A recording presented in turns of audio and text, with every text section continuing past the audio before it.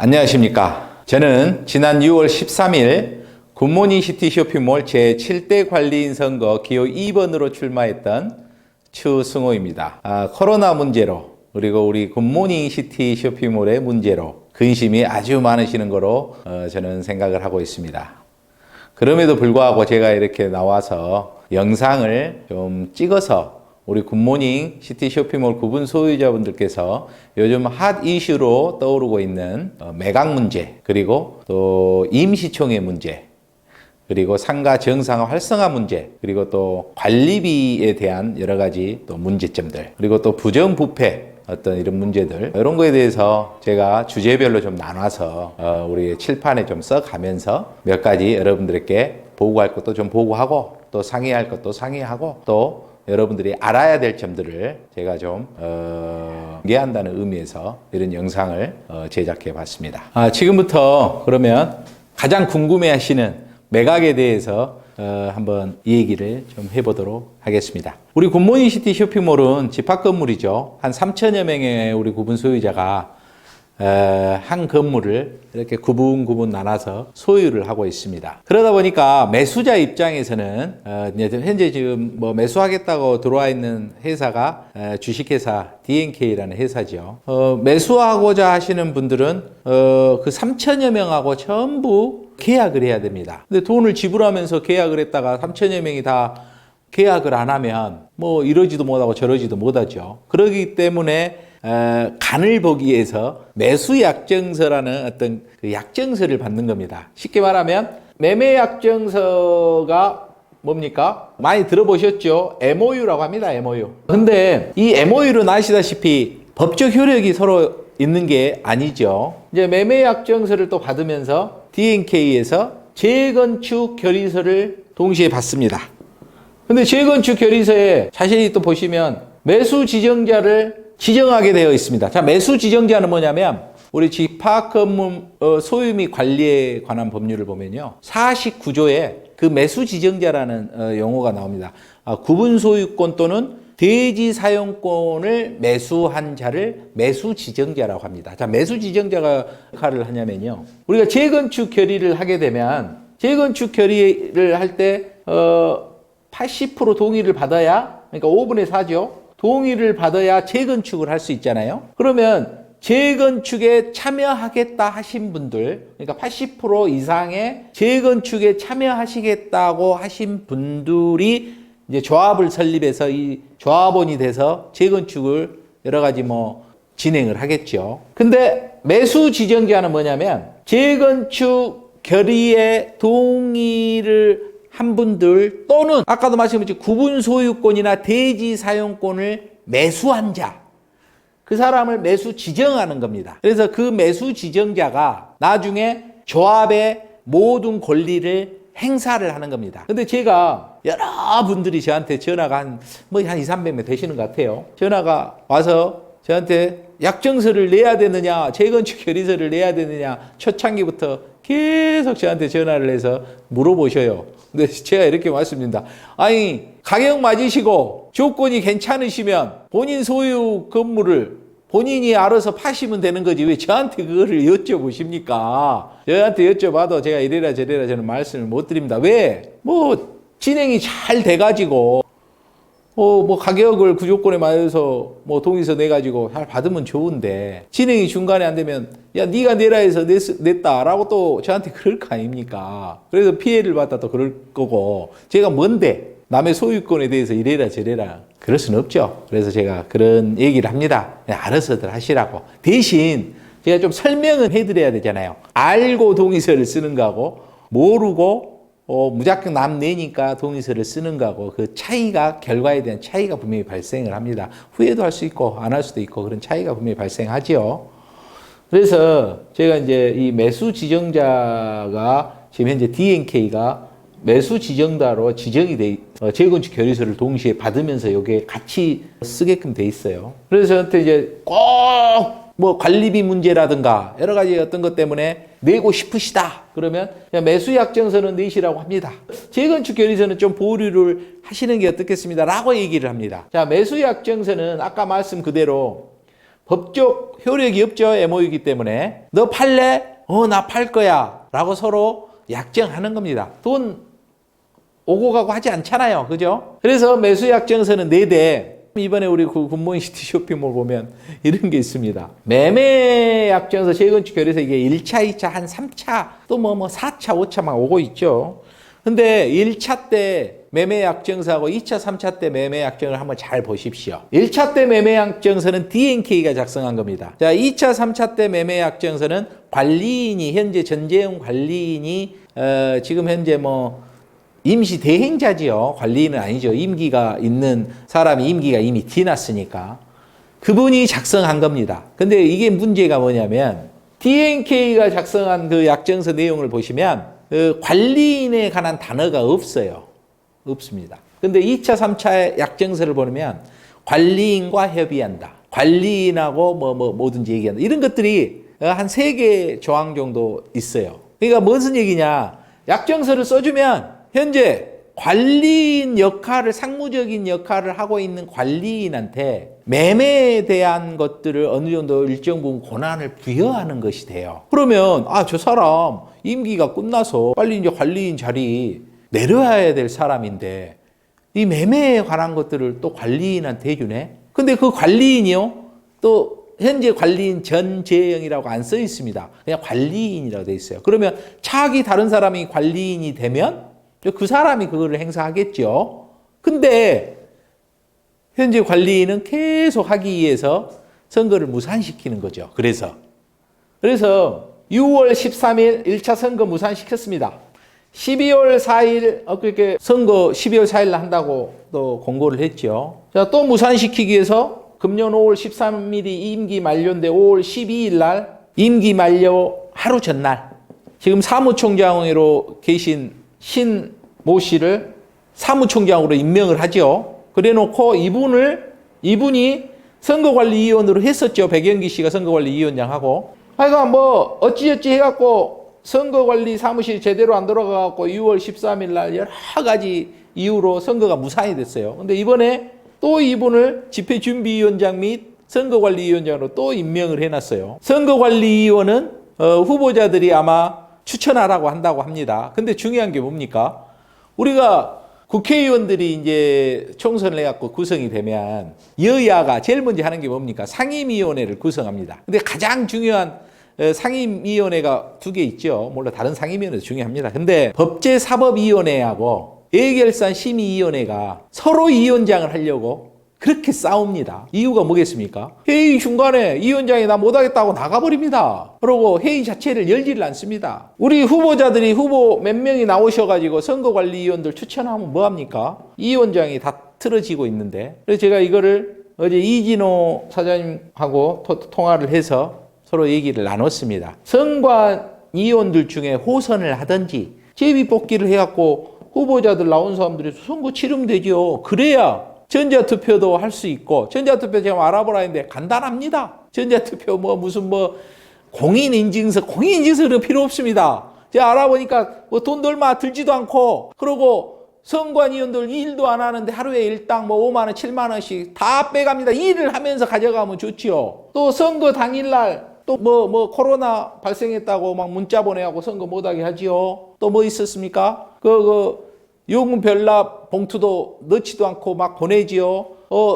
투표날을 교회 가야 되는데 일요일 날 선거 날로 잡지요. 그러고 또 밑에다는 할머니 할아버지들한테 저 시골에도 사람들 많이 계십니다. 5월 12일 토요일인데 토요일까지 우편물 발송하라고 하지요. 그래서 제가 그런 거를 질의를 하고 선관위 찾아가서 고래고래 소리 지르면서 이런 것도 일을 제대로 안 하면서 이렇게 하냐라고 따지고 업무방해죄로 고소한다는 별소리도 합니다. 5월 12일 날 발송하면 4, 5일 후에 도착하는데 다음 날이 선거 끝나는 날인데 그거를 4, 5일 후에 도착하면 그거를 다시 합산해서 할 수 있습니까? 하자고 제가 이진호 후보님하고 여러 번 얘기를 해갖고 건의를 크라고 드려도 안 해줍니다. 왜? 선거를 무산시키려고. 결국은 다른 선거 때 1,500명, 1,600명이 참여를 해서 성원이 1,500명, 1,600명이 되었는데 이번 6월 13일 날 870명밖에 안 했습니다. 870명. 제가 그래서 이것도 민심이다. 우리 구분 소유자들 민심이니 매각하려고 하는 사람들이 그래도 많은가 보다. 그러니까 여러분들 저를 도와주신 분들 이분들 의사도 존중하게 카톡방에 뭐 글 올리지 마시고 또 매각할 수 있을 때까지 해보라고 그렇게 응원 좀 하자. 제가 그렇게 말씀을 드렸어요. 근데 또 보니까 얘기 들려온 바에 의하면 12월 4일 날 또 선거 무산시키려고 하고 있습니다. 자, 이분들은 선거를 해야지요. 왜? 명분을 쌓아야 되니까. 그래서 6월 13일 날 한번 무산시키고 또 12월 4일 날 또 무산시킬 겁니다. 야, 무산을 어떻게 시키냐? 대지분권자들, 영화관하고 사우나, 여기에 DNK가 지금 뭐 매입을 준비하고 있죠. 그러니까 뭐 한 60% 되면, 동의율 60% 되면 너희들 원하는 어떤 가격에 좀 비싸게 사줄게. 이미 금액까지 서로 뭐 협의가 됐나 봐요. 이제 나중에 뭐 영화관이 또 사우나가 뭐 알바키 할지 그거는 내가 모르겠습니다. 또 물론 위에 오피스텔들도 뭐 어느 정도 되면 또 알바키 할 거고. 하여간 어찌됐든 간에 이분들은 관리권을 쥐고 있어야 DNK 주변에서 계속 알선 동의서를 받아주면서 알선 수뢰를 하기 위해서 DNK 주변에서 떠나질 않겠죠. 관리권을 내놓는 순간 DNK가 뭐 그 사람들 도움이 왜 필요합니까? 그렇기 때문에 계속 선거를 무산시킵니다. 근데 선거를 안 할 수는 없잖아요. 그렇기 때문에 대지분권자인 영화관하고 사우나에게 여러 가지 유혹적인 제시를 하면서 선거를 못하게 부탁을 하고 또 그분들하고 같이 그렇게 행동을 하고 있습니다. 그거로 인해서 우리 3천여 명 구분 소유자들은 피해를 보는 거죠. 이런 못된 짓을 하면 안 되죠. 그죠? 근데 그렇게 하고 있습니다. 이거에 대한 대비책을 우리 비상대책위원회에서도 지금 만들고 있습니다. 계속 이렇게 하게끔 놔둬서는 안 되잖아요. 그죠? 자기네들이 재산적 이익을 취하기 위해서 그렇지 않아도 수년간 10년 넘게 20년 가까이 피해를 보신 분들한테 또 피해를 주는 거죠. 그죠? 그러고 DNK가 있으니까 뭐 말은 그렇게 하죠. 다른 매수 업체들 끌고 와라. 그러면 또 거기에 뭐 하겠다. 뭐 같이 거기하고 논의를 할 수 있다. 그런 얘기를 하죠. 왜 그거를 관리인이 그걸 하죠. 관리인한테 그런 권한이 없습니다. 이건 나중에요.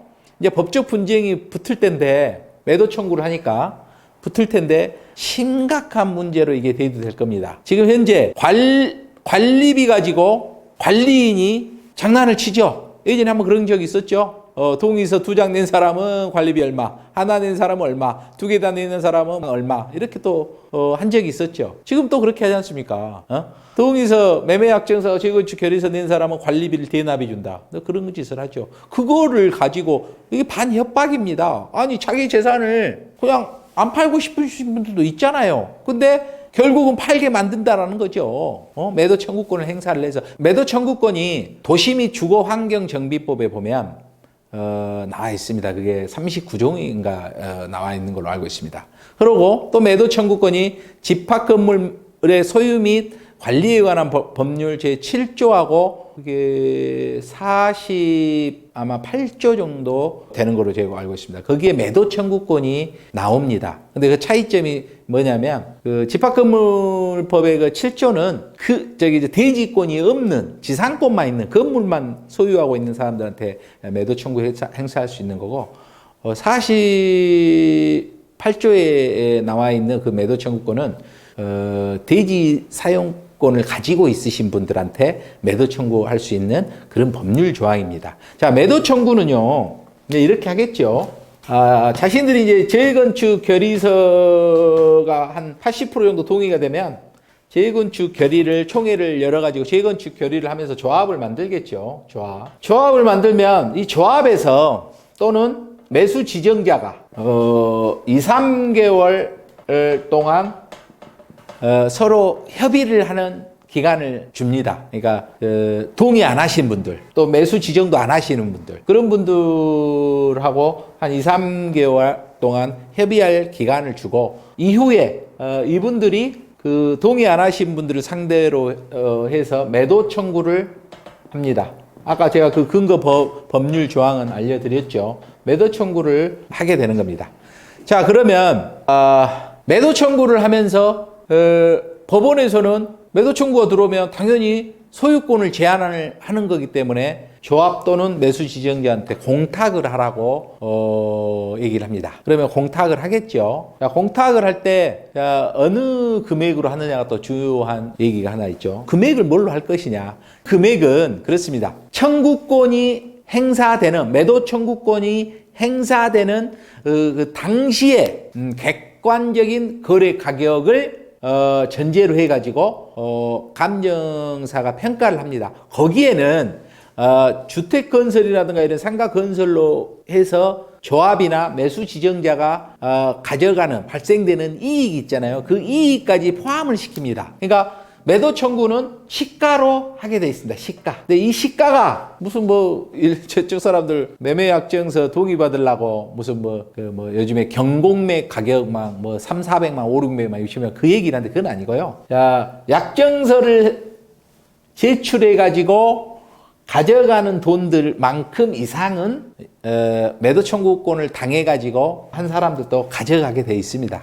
이제 그게 아까 말씀드렸듯이 당시에 객관적 거래 가격 그거를 전제로 해서 감정을 합니다. 그 감정에는 예상되는 개발 이익까지 포함을 해서 감정이 나옵니다. 그런 거 가지고 그 돈으로 공탁을 하는 겁니다. 그러면 그 공탁을 하면 보통 한 9개월, 10개월 소송 기간이 걸리죠. 근데 이때 예전에는 잔금을 이제 치른다고 그랬어요. 근데 오늘 9월 6일인데 오늘 또 그런 문자가 돌대요. 1개월 이내에 잔금을 치른다. 매매 계약을 하고 나서 1개월 이내에 잔금을 치른다. 근데 자, 매수 지정을 지금 현재 우리가 매매 계약서를 쓰지 않는 상태에서 매수 지정을 재건축 결의서를 내면서 거기에 매수 지정까지 해버리는 것은 약간이 아니라 상당한 리스크가 있습니다. 그건 잘 아셔야 돼요. 무슨 위험이 있느냐. 자, 우리가 매매 계약서를 쓰고 10% 받고 그래 내 토지 네가 사용해. 그러고 토지 사용 승낙서를 주는 순간 이제 그거를 담보로 해가지고 금융권에서 대출을 받을 수가 있습니다.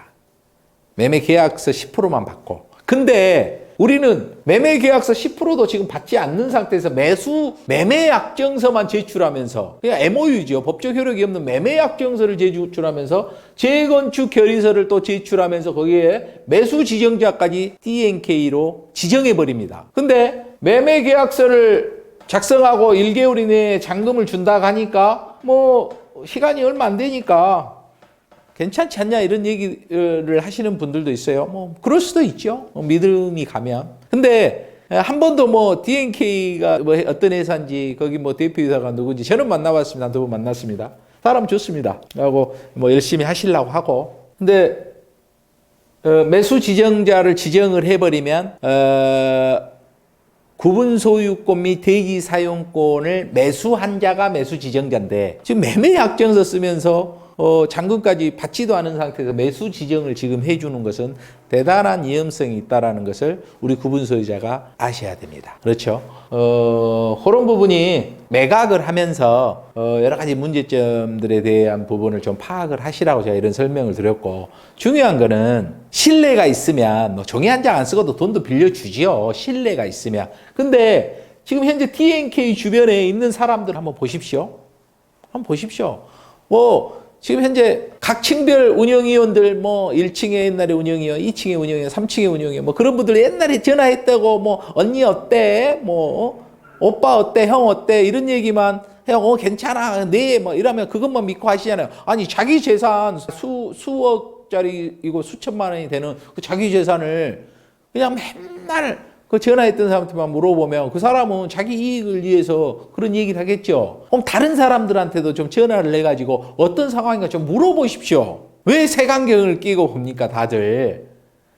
저는 참 제가 할 말이 없습니다. 저는 아까도 말씀했지만 공매를 싸게 받아서 10배 넘게 돈 준다는데 얼마나 땡큐 합니까? 그만큼 재산세나 관리비도 많이 내고는 있지만 제 대신 나서서 그런 훌륭한 가격을 받아준다고 하는데 제가 왜 반대를 하겠습니까? 대신 80% 동의받기가 쉽지가 않습니다. 한 부모에 난 형제지간에도 그 재산 문제 때문에 상속 문제 때문에 싸우고 법정 다툼 하는데 여기가 3,000명이 있어가지고 거의 80% 해도 2,400명인데 이게 지금 1,500, 1,600, 1,700명 받았다 해서 좋은 게 아닙니다. 앞으로 갈수록 받기 힘들어지고 한 명 받는데 1년이 걸릴 수도 있고 1개월이 걸릴 수도 있고 그건 모르는 일입니다. 그래서 제가 매매는 매매대로 진행 좀 시키고 그러고 기간을 좀 정해라. 언제까지 할래? 그러면 그 사이에 우리 다 죽어가니까 재산세만 더 많이 내고 관리비도 내고 하니까 한번 내가 상인을 좀 채워볼게. 그 얘기입니다. 그래서 임시총회를 하자는 거고. 자, 12월 4일날 또 무산되면 또 6개월 기다리실 겁니까? 그죠? 임시총회 또 6개월 후에 그 이후에 또 무산 안 됩니까? 그렇게 해서 2년, 3년, 5년, 10년 끌고 갑니다. 자기들은 월급 다 받아가면서